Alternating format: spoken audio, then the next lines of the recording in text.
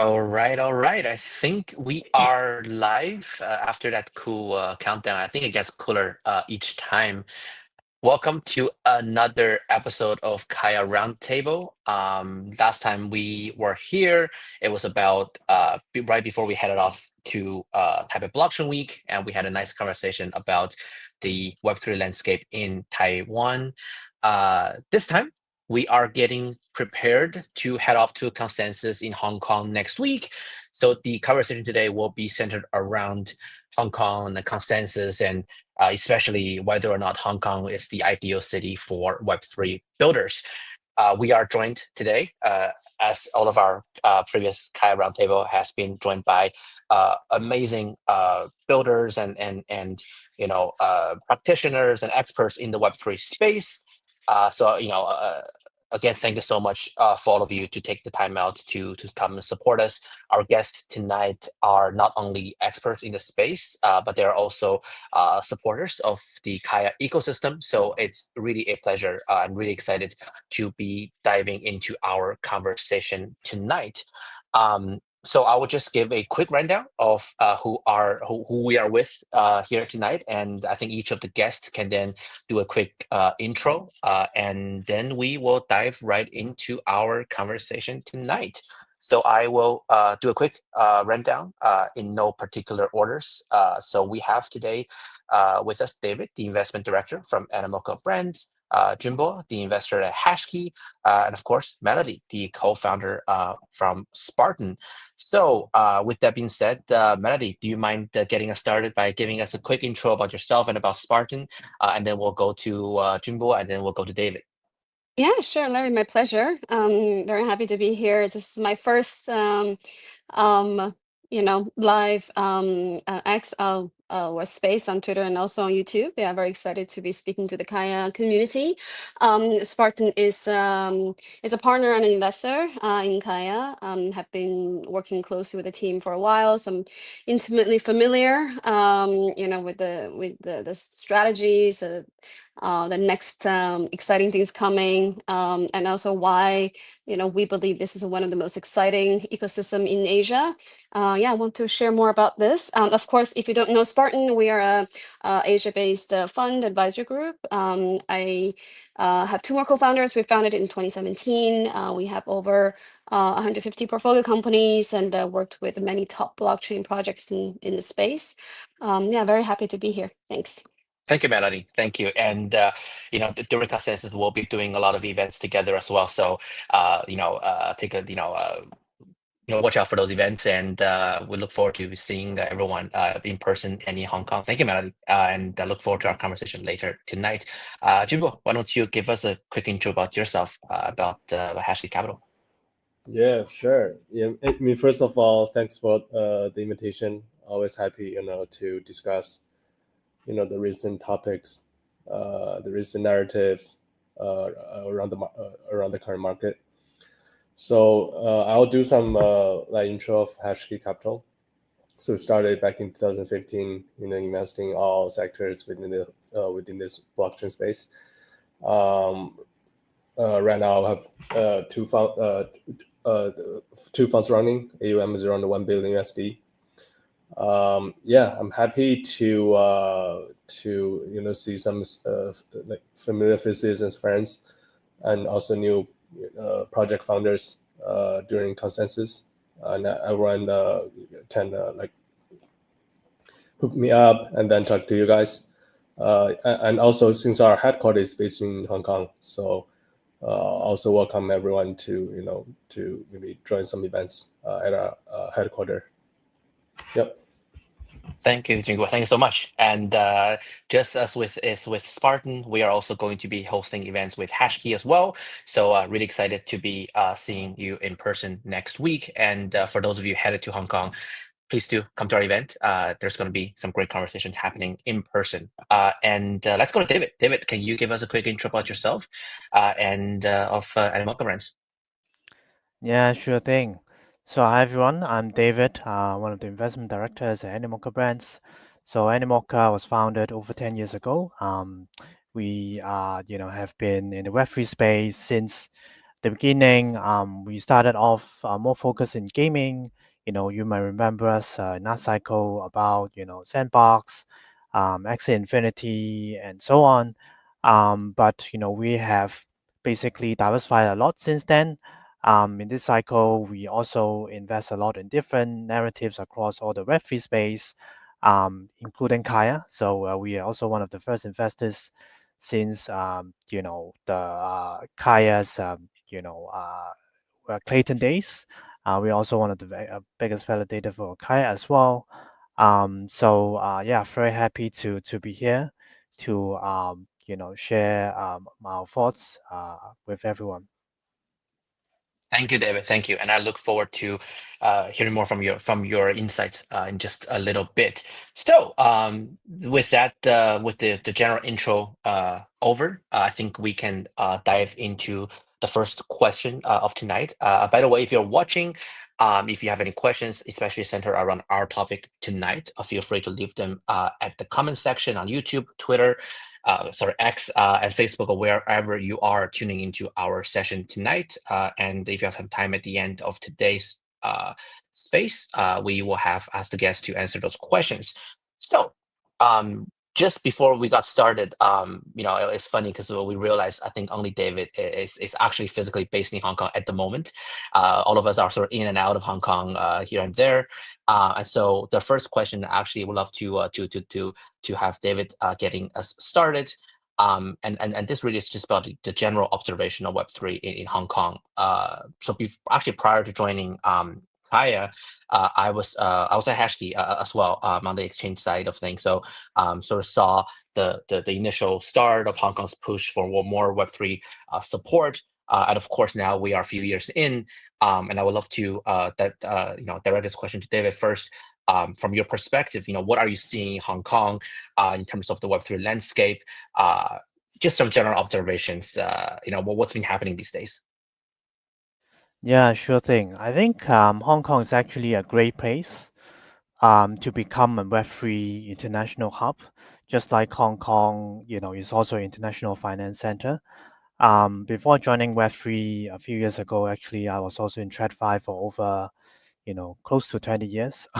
So I see there's a lot of potential, firstly, because the government realized the importance of embracing Web3 to diversify the economy of Hong Kong, right? So since the last few years, they have been very active in, you know, uh, basically perfecting the virtual asset service provider licensing regime. Our fellow, investor and speaker here today, Hashkey, the Hashkey Capital, Hashkey Exchange side is also one of the license exchange in Hong Kong as well, right? So I think this is kind of a great first step to basically let the Hong Kong economy and society embrace more of Web3 and crypto trading. They have also been doing a lot in terms of, stablecoin side, OTC side, family offices, ETFs, and things like that. But I think, on another perspective, right, Hong Kong location, right, geographically is a perfect spot as well, because as we know, there is still uncertainty about Web3 in the mainland side, uh, at least in terms of trading. So a lot of the talents right now actually are congregating in Hong Kong, right, as the kind of the key development hub. We also have a lot of traditional Web 2 money, basically also looking at adopting blockchain and crypto trading, right? So I think it's a perfect match between talents and funding, right? Of course, there's also a lot of great fellow investors like Hashkey, Spartan, and great projects, like Kaia and so on here as well, right? So these are just a few kind of things that make us quite bullish in the city in terms of Web3 development. Yeah, that's why we also based in Hong Kong, and we are still very positive in growing in the city. Exactly. I think 2 points you made are quite important. One is around talent. Another one is around the sort of the clarity of policy and compliance. I think both of them, we actually here at Kaia Foundation are also experiencing it firsthand, right? On the talent side, a lot of the DApp projects that we've been onboarding to the Kaia ecosystem are based out of Hong Kong. Even those based out of mainland China, they are somewhat have their team or some part of their structure based in Hong Kong as well. So we're definitely working very closely with a lot of teams coming out of Hong Kong. So we definitely have a sense of the talent you just mentioned.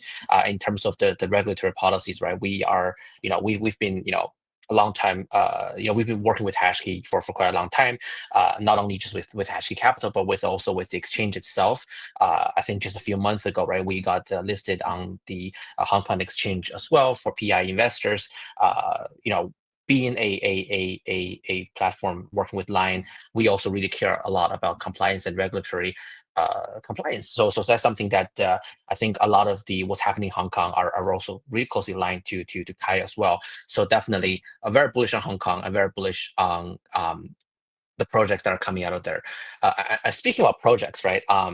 There are a lot of great projects coming out of Hong Kong, and a lot of not just Web3 project, but also funds and etc. And I want to direct this question to Jimbo. It's sort of a continuation of my question for David. Besides sort of the general observation of Hong Kong, from a Hashkey Capital perspective, being headquartered in Hong Kong. First, love to hear your thoughts about sort of the general trends in the Hong Kong Web3 market, but also, are there any sort of projects or success stories that you are particularly, excited about that you can share with us? Okay, sure. So I think just thinking about maybe the past 1 or 2 years, like the projects or the team founders who are based in Hong Kong. I think Hong Kong right now have a really good scene in this specific sector, like the RWA scene.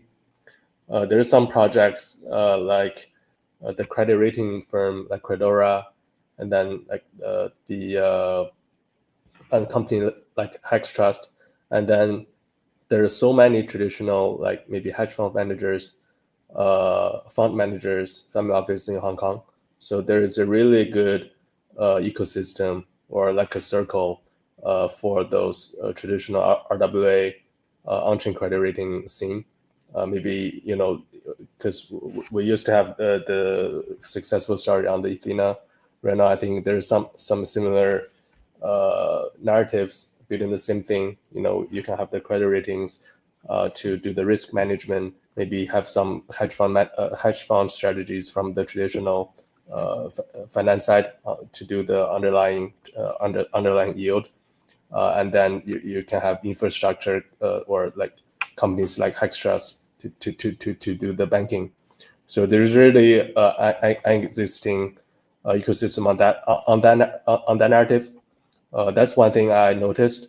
And then another maybe more specific thing is that what I think is probably undervalued right now is that I really look into the AI GPU file layer right now, because we last year we had deals like L.net or Ether. They're probably on the GPU aggregation layer, but what's missing I think is that there's another underlying layer like lower who can be the suppliers to those aggregators, because right now there are not many players who can get access to the top tier GPU like card like H100 H200s. So I think there's I'm seeing some projects building on that already, like a Yeep or I forgot, compute apps, where they have in Web2 they have resources, to to become the sole partners of NVIDIA, and then they can actually do another cheap financing role compared to, because traditionally you're going to borrow money from like Blackstone, the traditional credit funds, maybe with interest rate to 20 to 30% yearly. But if they're getting money from the crypto retail space, maybe they can only do an interest rate of 10 to 15%, which is so much cheaper for those, the GPU, like GPU data centers. So I think that's one area I'll be focusing a lot for this quarter or the next quarter. And of course, everyone's talking about the applications. I think that right now in this space, there's so many protocols there once.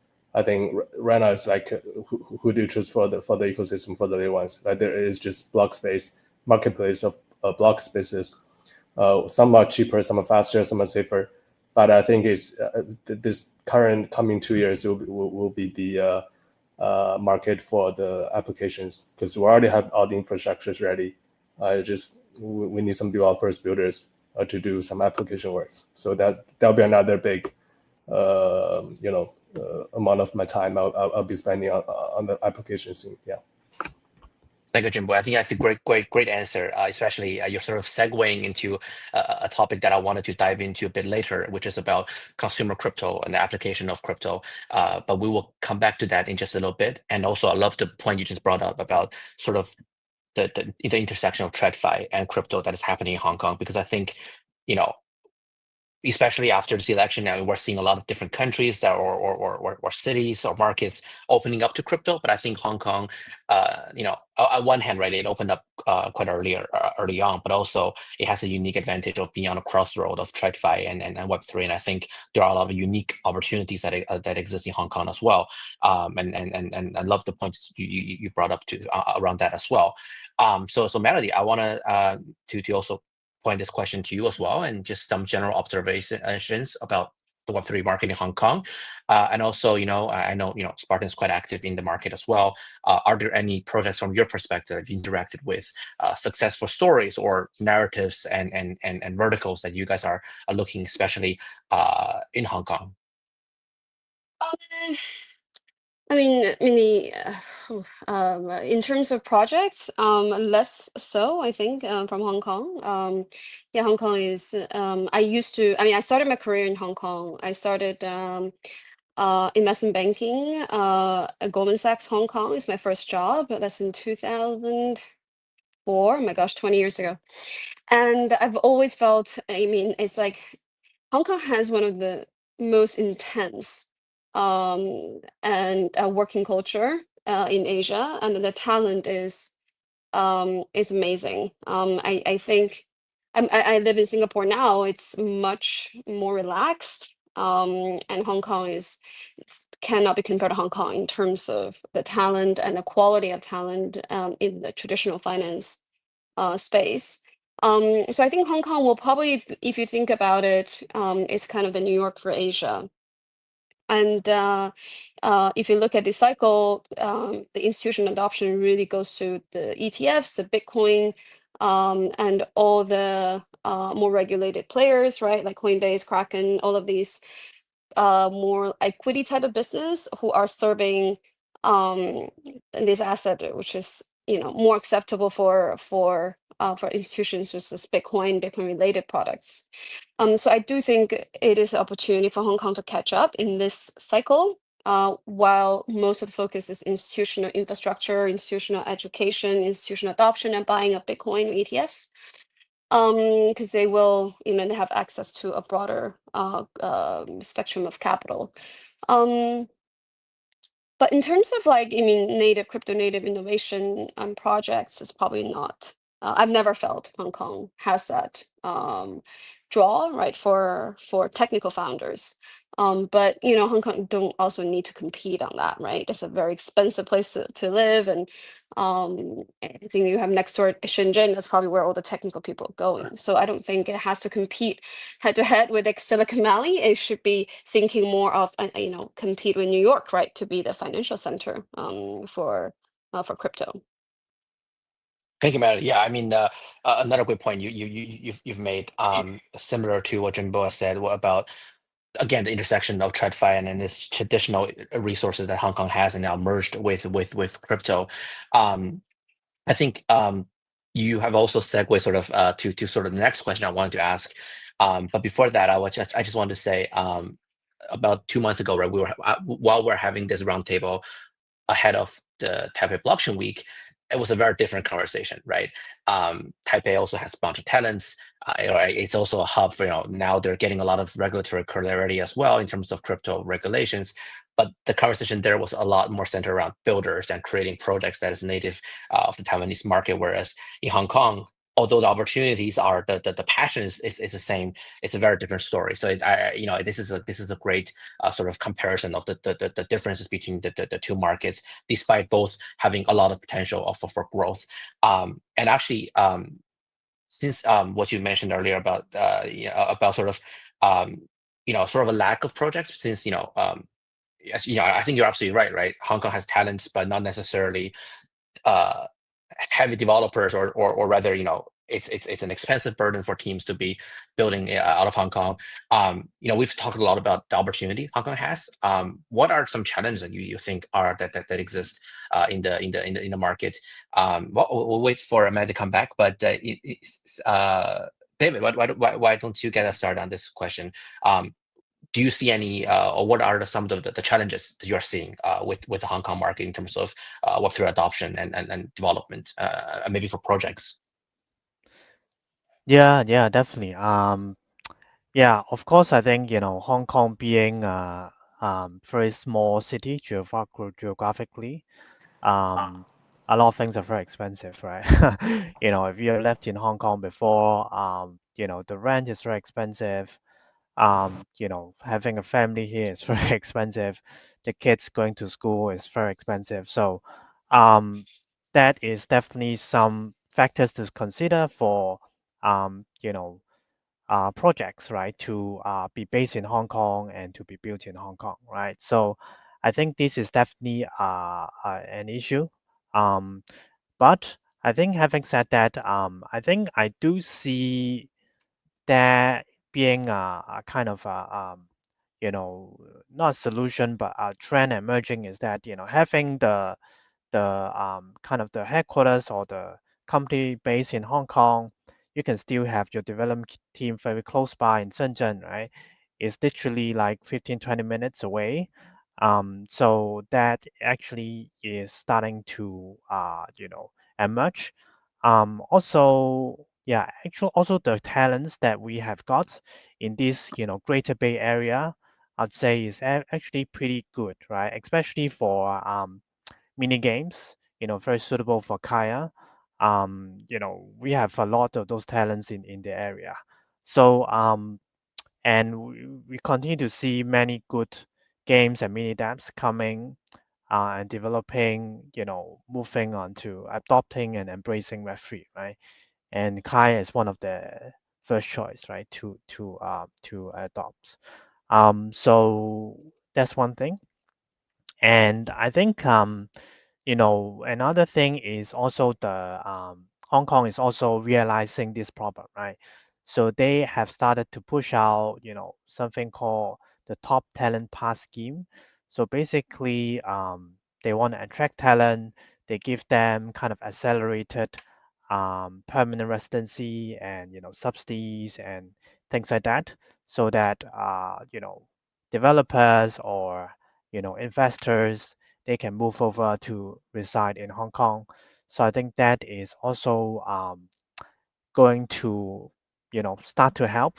I think a lot of these things would take time, right, to happen. But yeah, definitely, the cost of living is still a problem. The relatively lack of talents locally is still a problem. But finally, I think, we start to see some homegrown talent starting to come as well, right? Actually, recently we have been talking to some of the local universities, especially like HKUST, HKU. They also start to have some local blockchain talents being developed. Of course, those are still very new talents, right? But I think, give it some time, they will grow to become, valuable resources for the Web3 world. Thank you, David. Thank you. And I think you brought up two really good points. By the way, we're joined by Yoka, CEO of ABGA. I will come back to you in just a little bit to give you a chance to introduce yourself. But I just want to really quickly go back to David's point earlier. I think two really good points you made. One is around the Greater Bay Area. I think this is sort of a missing piece of the puzzle to our conversation tonight. I think the conversation tonight really is centered around the topic of Hong Kong, but I think as mainland Hong Kong integrates a bit more, I don't think it's right or maybe it would not be helpful to talk about Hong Kong independently without considering the implication of the Greater Bay Area and especially the different types of talents that exist in both regions. So definitely, I think it's great to bring that point up. Food for thought. And another thing is the university side of things. I think this is also something that doesn't really come up, not just for our roundtable tonight, but I think there's also a general lack of conversation around the university talent in Hong Kong in general. Again, sort of piggyback to the conversation we had a few months ago around Taipei, there was a lot of conversation around the university students. A lot of students are learning how to develop on blockchain. A lot of students are building blockchain. They're building projects, but we sort of, we're not hearing a lot about what's happening in the university scene out of Hong Kong. But if we do have time tonight, I'd love to dive into that a bit more. Before I go back to the other guest, Yoka, welcome to our roundtable. Why don't you give us also a quick intro about yourself? Say hello, and I'll loop you into our next question. Hello everyone. Thanks for waiting. I'm sorry that I'm late. Nice to meet all the audience and our speaker here. I'm the CEO of ABGA. I think we have we know very well, including like Larry, David, Melody. We met each other before. I think Junbo, we probably meet in previous like events before.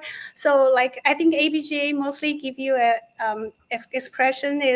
impression is we are focusing on gaming. So that's why we co-work with Kaia very closely, because Kaia is also one of the chain very focusing on gaming, NFT, and right now they have very good performance on mini apps. So we also cooperate with Kaia about 3 years ago, which was Clayton, and we helped Kaia do some like gaming hackathon. We also introduced quite a lot of gaming developer to Clayton's ecosystem, and we become one of the GCs, same as Animoca. So we continuously support Kaia ecosystem until they become Kaia. And now we also would like to have more cooperation, including online and offline events. And we introduced quite a lot of gaming teams to build on Kaia. And we will support Kaia all the ways. And thank you, everybody. Thank you, Yoka. And we've been on so many different roundtables, Twitter Space, etc. together. Yeah. And as Yoka said, ABG is a very strong supporter for the Kai ecosystem. And just like all of our other guests tonight, we'll also be doing events together during consensus. So make sure to come to those events. And actually, all of the guests tonight will be there, and love to have this conversation in person as well. Yeah, I mean, and since you are here, Yuka, I actually, why don't I just direct this question to you? So before you joined us, we were having a conversation about the sort of the general landscape of Web3 in Hong Kong, some opportunities and some challenges. Our guests covered things from regular, clear regulatory and compliance landscape to sort of the opportunity between TradFi and TradFi's way moving into crypto, and of course the talents that exist, the vast talent that exists in the Hong Kong market. From your perspective, I know you also work with a lot of projects directly. What's your observation about the market in Hong Kong? Maybe projects that you work with that are sort of star projects that's coming out of Hong Kong. What's your take on the general market there, and maybe some challenges that you're observing? Yes, I think Hong Kong is a very important Web3 hub, and there's a lot of because it's very typical place that can connect the mainland China's developer and to all the Web3 ecosystem. So I think some of the developer I know they are, or especially co-founders, the core team, they're based in Hong Kong, and but Hong Kong, I think, mostly is like a very good place for traders. Like I saw like DeFi, TradeFi, SEX, they can stay there. But I think for gaming teams is also a good place, as they can connect with a lot of like VCs, some resources there.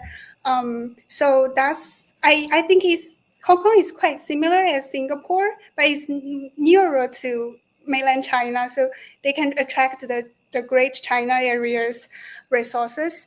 That's very good. And also, I think we used last year we have a ICC camp, which is a gaming accelerator. We have about 30 projects, and I think there have about 3 to 4 projects. The co-founder is in Hong Kong, so it's totally a Hong Kong project. It changed my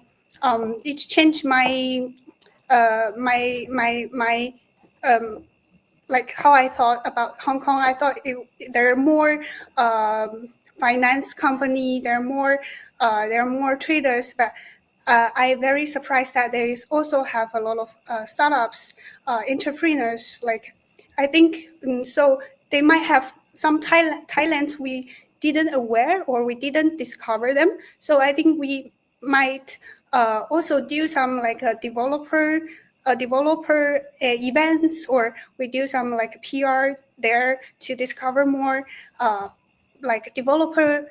Maybe I think they is also a good place. Yeah. Thank you. Okay, yeah. And at one point, I think you made that's really well is, I think people's perception of Hong Kong not only has changed for you, but I think especially for people who are outside of Hong Kong or maybe are coming for the first time, which I believe actually during consensus, a lot of people are coming for the first time to this market. I think a lot of what they thought about Hong Kong, especially around Web3, will be very different from what they actually perceive. More opportunities, more talents, and just a more diverse sort of landscape that's out there. So that's a really good point that you've made. And I think this question I'll just really quickly to go back to Melody and Jimbo as well, which is sort of the challenges that you guys are kind of seeing in the development of the Hong Kong Web3 market, and maybe Jimbo, maybe you can start us off with this one. Anything you want to add, because I think David covered quite a bit, and yeah, anything you want to add in terms of the challenges? Yeah, some because like just from my experience, talking with projects, I feel like most of the projects that somehow had connections with Hong Kong, like they're less and less like native like Hong Kong teams that I talk to, but I think they're more like teams that are based maybe somewhere in Asia, and that if they're planning to launch a token, like Hong Kong is their first stop, to get the like residential status and everything, and to have the core team move out. I think it's like their first stop, especially for the Chinese founding Chinese founders. Maybe so I think that's maybe could be a risk or a barrier, because there's quite a few incidents in the past that we had some Chinese founders having problems in mainland, and I think given that the special this connection between mainland China and Hong Kong, maybe the founders might be a little bit careful if they launch a token and going back to the mainland and that type of stuff. Yeah. instead of if they choose Singapore as their next stop, that'll be a like total separate countries system is compared with the connection like Hong Kong and mainland China.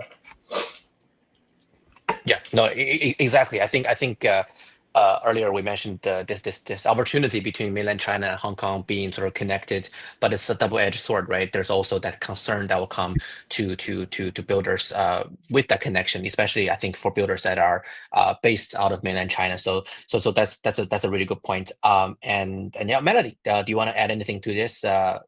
What are some challenges that you are seeing in Hong Kong market?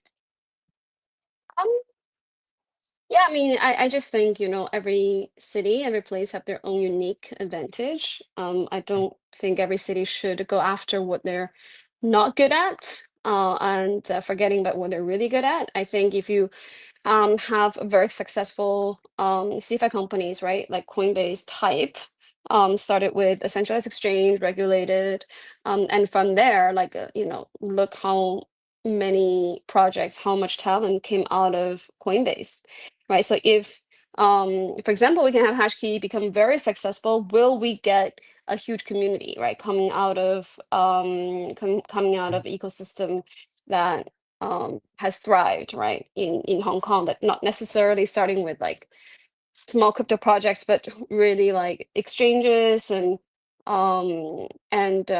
developers building around the digital assets, right? If you have a thriving, like just like New York is not really trying to compete with San Francisco, right, on AI, like they have their spot.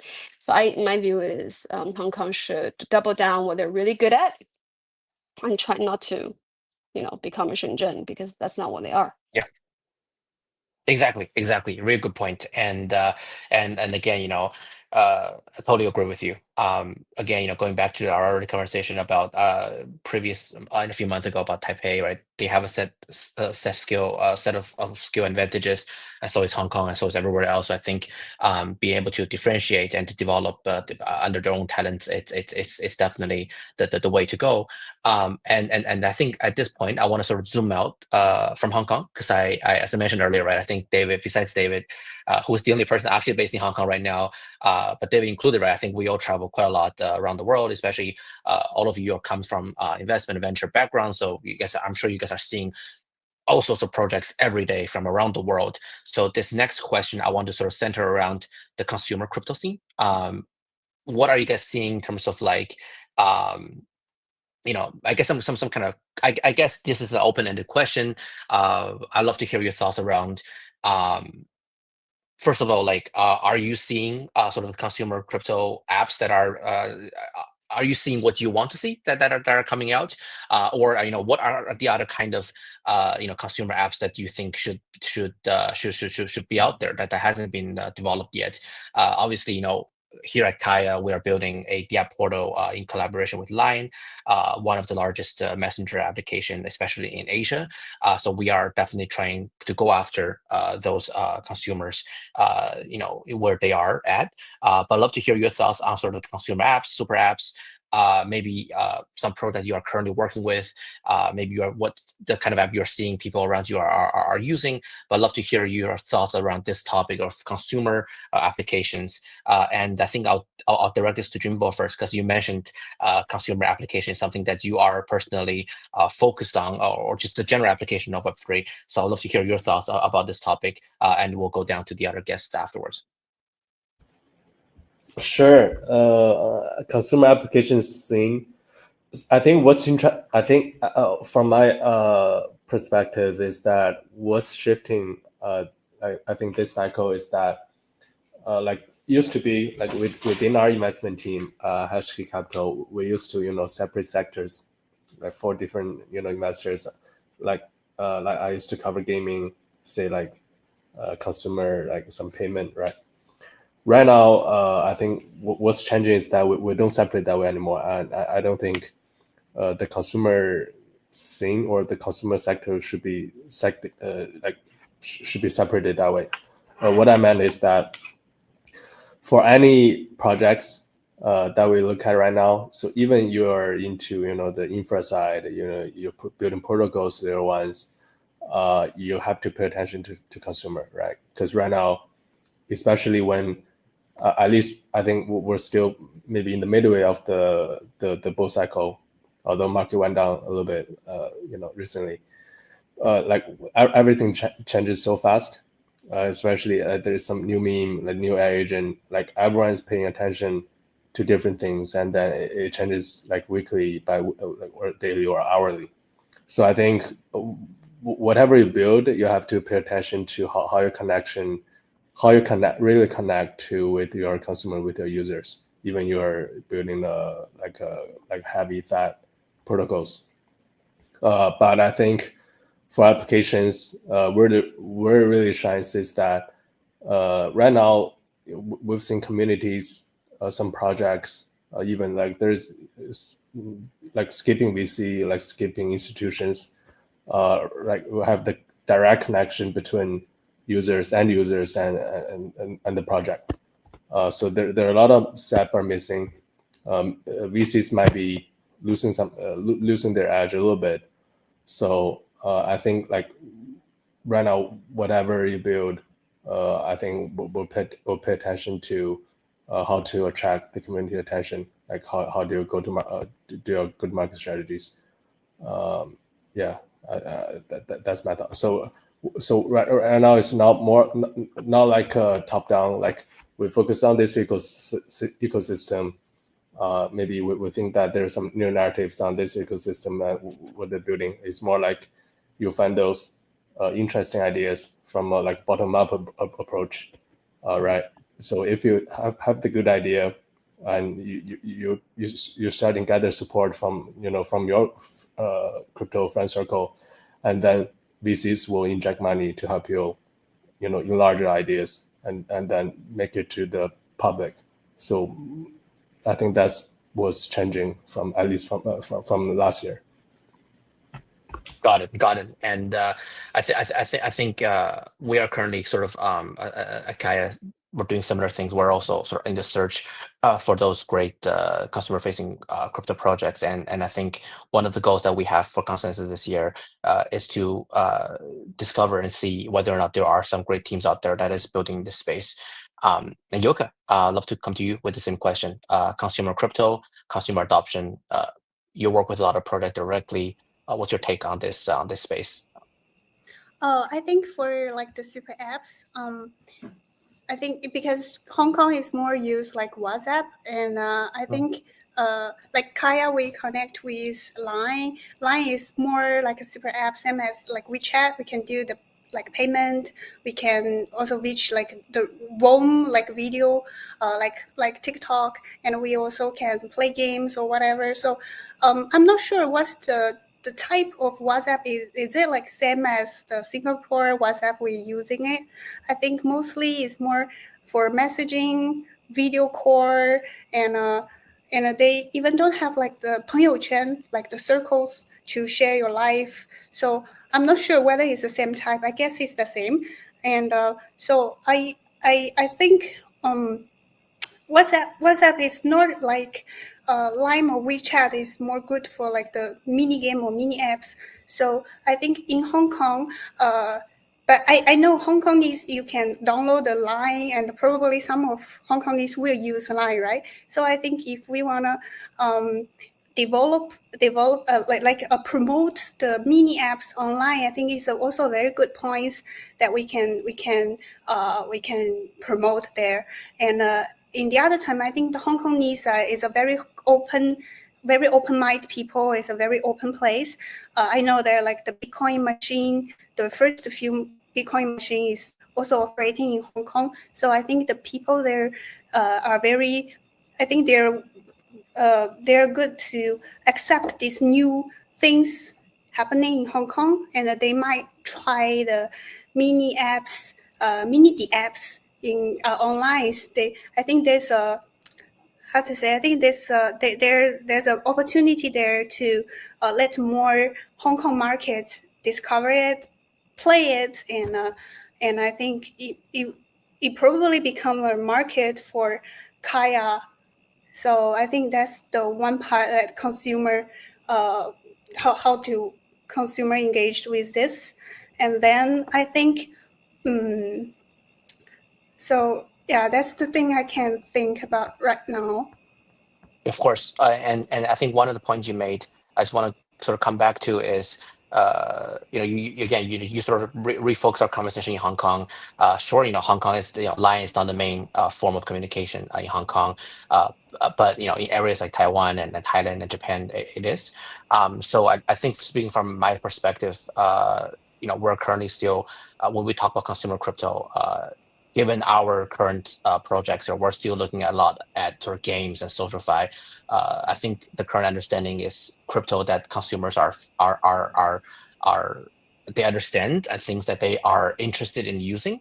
But another trend that I'm seeing from just the projects that we're meeting today is projects that are starting to utilize local communities, local merchants, sort of bridging the Web3 space with the real world use cases, sort of like the O2O that we see in traditional internet in Web2. I think those are happening in Web3 as well, and I think this is sort of a unique advantage that we have at Kaia and X Line is we know exactly where our markets are, and then in turn for our projects, we can tell them, sort of inform them, where their users are coming from, so they can build really localized experiences for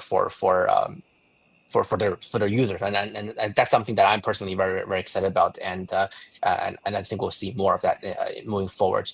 And yeah, I'd love to go to Melody. Because Jimbo mentioned, right, one of his focuses this year is going to be around application of crypto.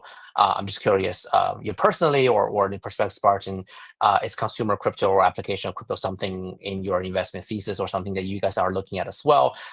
What's your personal opinion on this? And I guess sort of what where you see consumer crypto is headed, or where you think it's going to happen? Right. I think one thing I really like about Kaia and Line is on the mobile angle. I think Web3 was born from day one on browser.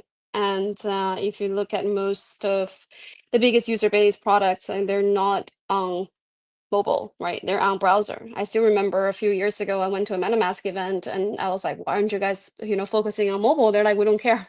We just want to build browser. I was like, oh my gosh. How do you expect to expand your user base if you just want to focus on browser? So I think they historically had been lack of expertise or expectation, right, of building amazing Web3 user experience on mobile. I I think I give Line a lot of credit, right? It's a Korean company, Korean team, Korean founder, moved to Japan, right? Listed in Japan and built one of the super app, the number one app. Like they built the WeChat for Japan, they built the WeChat for Thailand, they built the WeChat for Taiwan. They're the WeChat for Indonesia. I mean, it's so difficult to build cross market, and WeChat was never able to make a significant progress outside of China, right? They've got the most amount of money, the biggest user base, and a lot of talent, but be able to localize and cross region, super hard. So why I am really excited about Line is now they're coming in and building the mobile experience together with the L1. So for me, it's almost like, yeah, we talk about, application-driven infrastructure. It's almost like when you have one of the best teams have built cross-border, cross-markets, multilingual, multicultural super app and teamed up with, very solid L1 team. And I think they will be able to own the Asia consumer Web3 space. And I think I said it at the beginning of the call, like they're one of the only chains that actually don't have to do PvP, right? Because they've got 250 million MAUs, so they can gradually bring into Web3, and no one can compete with them because Kaia is exclusive chain and they own all of these users. And if you look at Hyperliquid, the reason why they're so successful and people believe in them so much is because they're going to capture all of their users on their chain. Like they don't want them to leave, right? So they build an application and they build the infrastructure, and then now they're expanding the infrastructure to allow other people to build on Hyperliquid EVM chain. But the goal is not for people to leave their chain, right? To use all the applications on that chain. So I do think the competition is going to be fierce, and whoever has the users have the biggest advantage, because the commodity, infrastructure is absolutely commoditized. Today, I mean, Solana has advantage, but who knows, right? In a year's time, whether one of the biggest application chains, they just optimize the infrastructure and all of a sudden they, death by a thousand cuts, like all the best applications leave a generalized or generic L1 and go on their own L1s, right? So I think Kaia has a really big chance. It's their market to lose, right? If they don't win this Asian markets. So yeah, so I'm looking forward to you guys bring a lot of really good mobile developers, like mobile applications, into Thank you, line. Maddie. And Thank you. Very bullish. Very bullish. I'm Thank you very, so much. it's still a big task, right? I mean, you still have to Exactly. prove like you can make money for the developers. You can bring really unique products to the Web3 users who want to use Web3, Web2 users who want to use Web3 products. I feel like there are quite a few of them. We just need to find out what the products are. Exactly. And to be fully transparent, I know I'm here representing Kaia and on this our own roundtable, but I would say, we launched our dev portal about a month ago, 22nd of January. But of course, it's not the perfect product, right? There's a lot of iterations that we have to do. Lots of there are bugs there in the general experience. But I think that is just is with all these new applications. I think there are things we need to solve. Internally we are already enhancing some of the processes, whether that's the way we onboard new projects or the way we select new projects or the way we support projects, or we're already in the process every day. The team is working to see what worked the previous day and how can we make the process a lot better. So I would say, exactly what you said, right? We are just getting started. I think the opportunity is there. I think at the moment we have an advantage, but who knows, right? I think this is also why we are in Web3. We're so excited about it, right?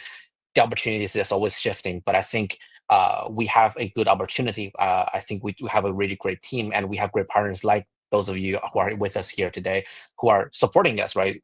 Whether it's finding projects, supporting our ecosystem projects. So I think I am very bullish, and of course, there's always work to be done, and a lot for us to that's in front of us. But I think we're very much up to the task for that. So thank you for bringing that up as well, Melody. And I want to come back to David with the same question. I think for you, maybe I will challenge you a bit and zooming this back to Hong Kong a little bit, since you are in Hong Kong. But again, I'd love to hear your thoughts and from your perspective. Gaming obviously is a huge sector for consumer-facing sort of application. I guess, are you seeing any sort of shifts? Because I know when you guys started, you guys are also very much, desktop focused, and I think over the years, Animoca brands have, branched out and done a lot of things. What are your personal thoughts about consumer-facing crypto? Are you seeing anything happening in Hong Kong? Because I'm very interested, because during Token 2049 last year, right, Tada sort of came out, and everyone was using it to catch a taxi with Telegram. But of course, when the conference ended, sort of people went home, and no one really used it anymore. But do you see any sort of local consumer sort of consumer Web3 consumer facing Web3 applications? It's okay if you don't, because I think that's what we want to build as well. But yeah, love to hear your thoughts about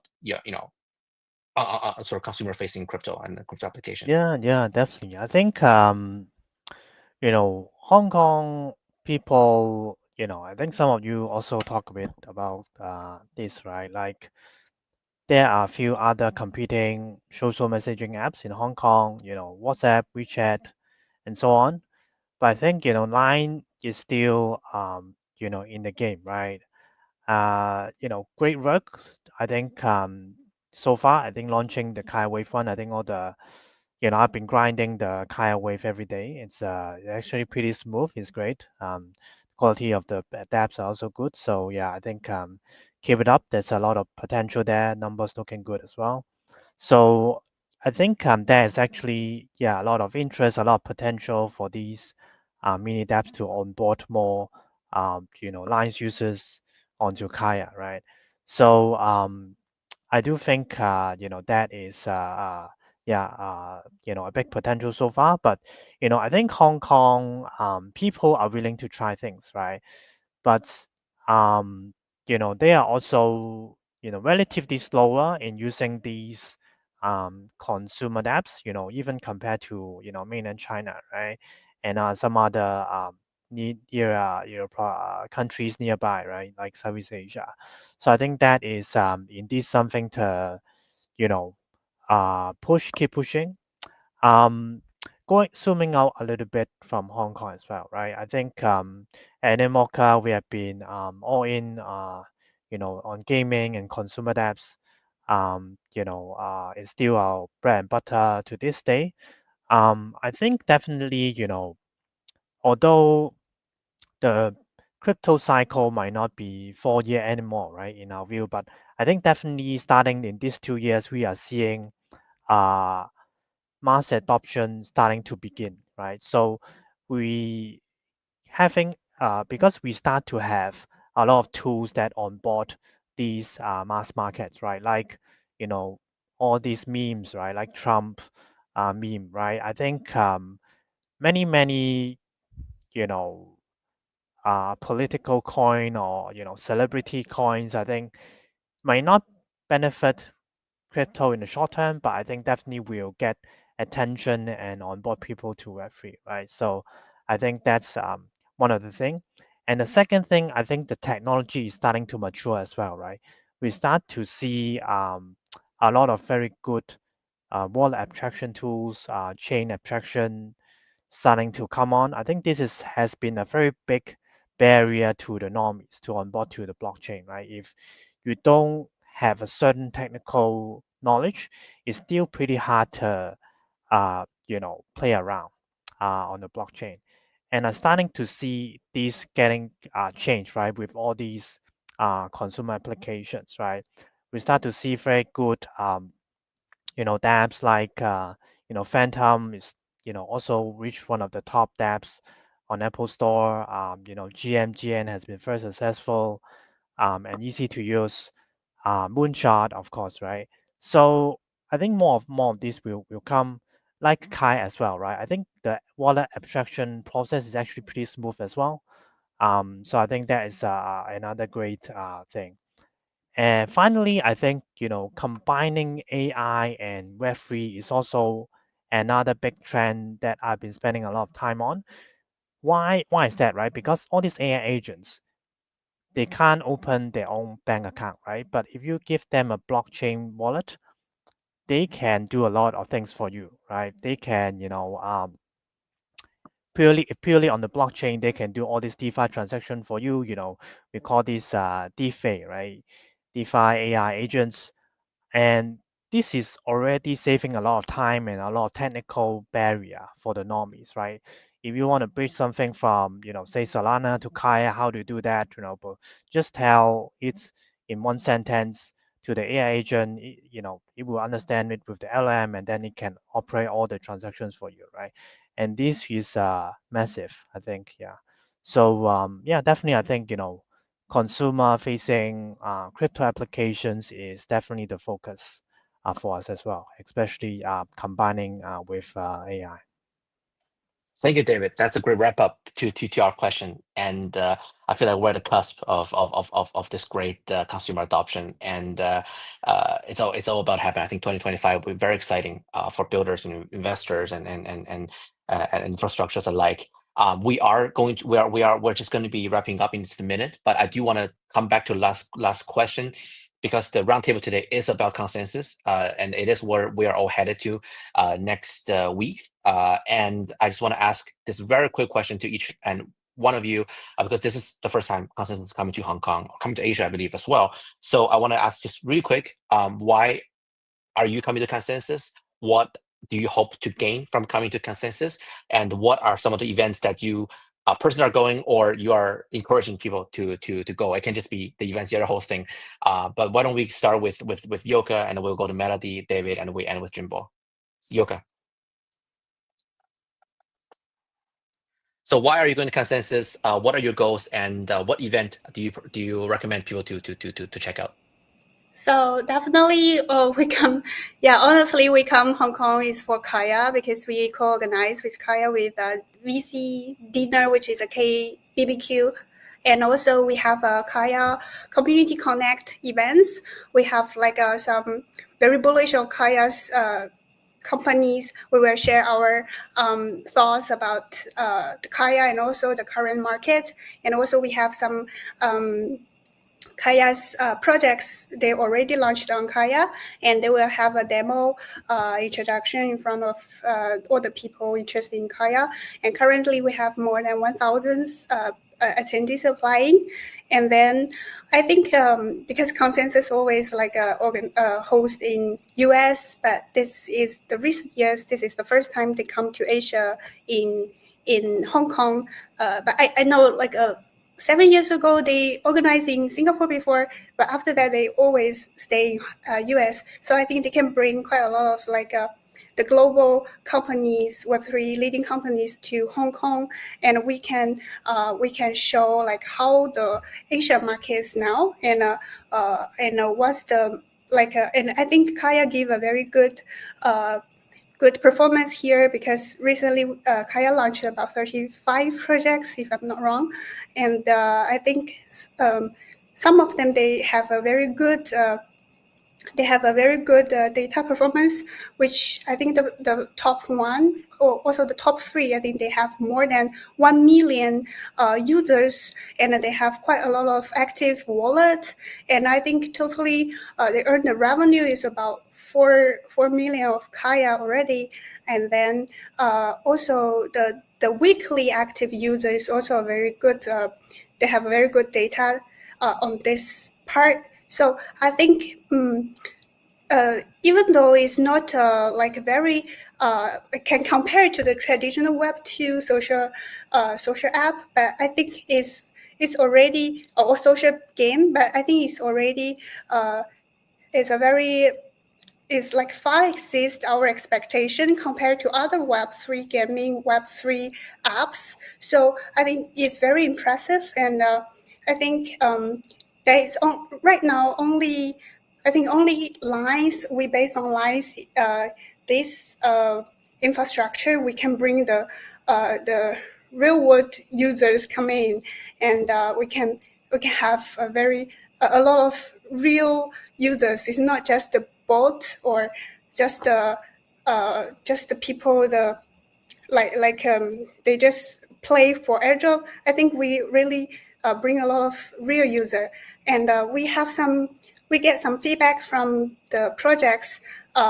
They said for the revenue part, the on-chain revenue only 40%, the fiat payment revenue have 60%. So I think that means like about 60% of the users, they pay by like credit card or they pay by the line pay or whatever. So I think that's a good a very good signal, shows that the traditional people, they're really interested in that, and they will use the mini app to get more knowledge about Web3. And I think in the future, if the game gives some airdrop to them or some incentive things for them, I think they might become real Web3 users. So I think that's the real traffic we bring in.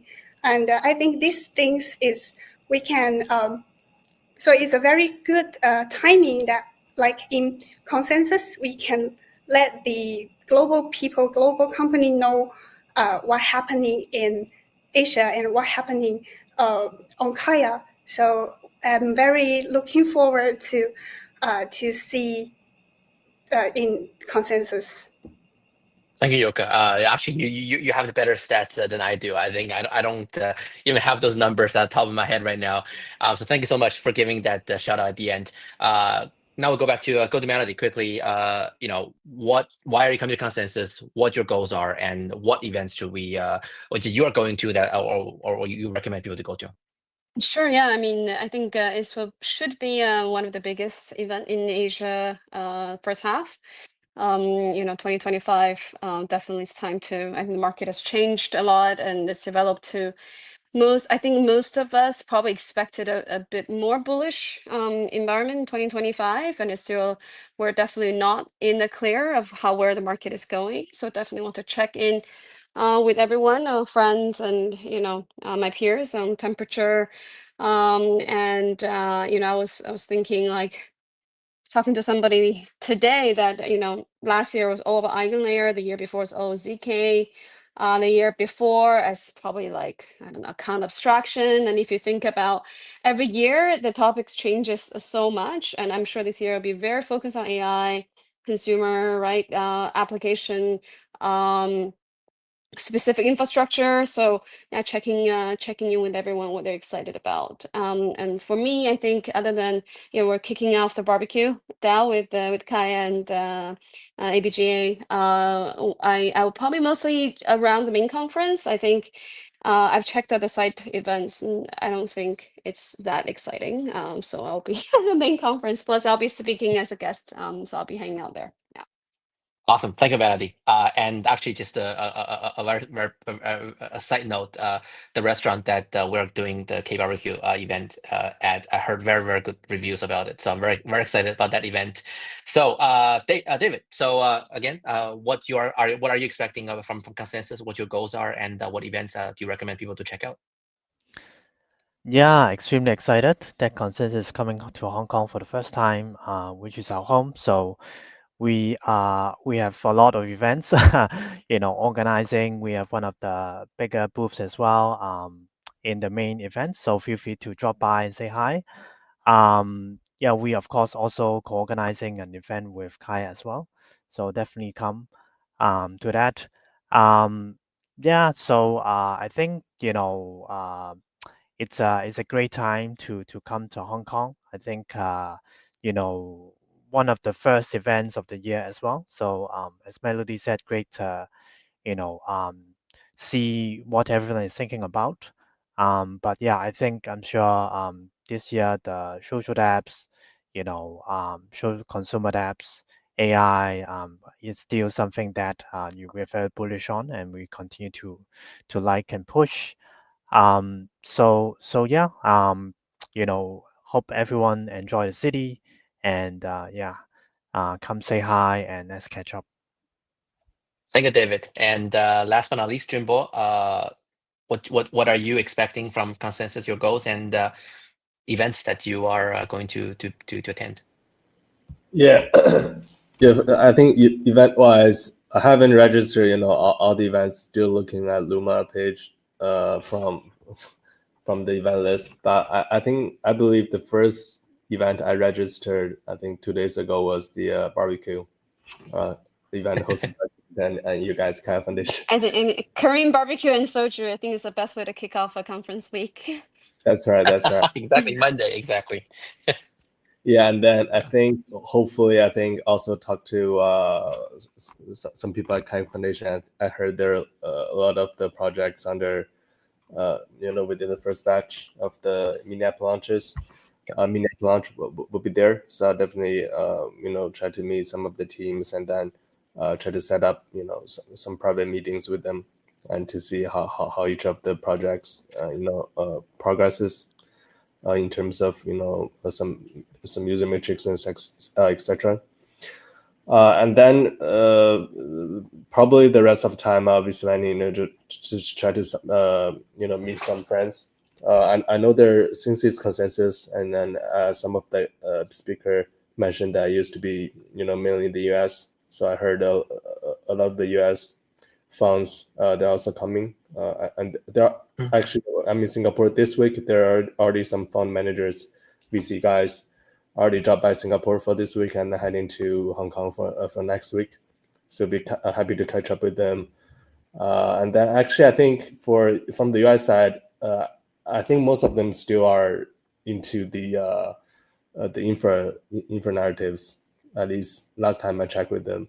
So I think it'll be interesting for them to see how this consumer application scene here in Hong Kong. Yeah. Thank you. Thanks so much, Jimbo. Very exciting. Luma's the ultimate consumer crypto. But anyways, Thank you so much for being with us here today, Jimbo, David, Melody, and Yoka. I do apologize we went over time, but I think we already shrank the conversation to as little as possible. But there's so much to talk about. Very excited to be able to meet each one of you again, to catch up in person next week. If you are coming to Hong Kong for Consensus, don't forget to check out our Kaia events. As Yoka said, already very, very packed. You can find those links at our socials. If you can't, send me a DM on X and I will send you those links as well. And again, thank you so much for being with us here today, our guests, our audiences, for staying with us for so long. Very bullish on Kaia, very bullish on Hong Kong, very bullish on Web3. And have a good rest. It's going to be a busy week. And see you all in Hong Kong. Have a great evening. And thank you so much. Thank you, Barry. Thank you. Thank you. Bye-bye. Good day. Thanks, everyone. Good night. Thank you. Good night. Bye. Bye.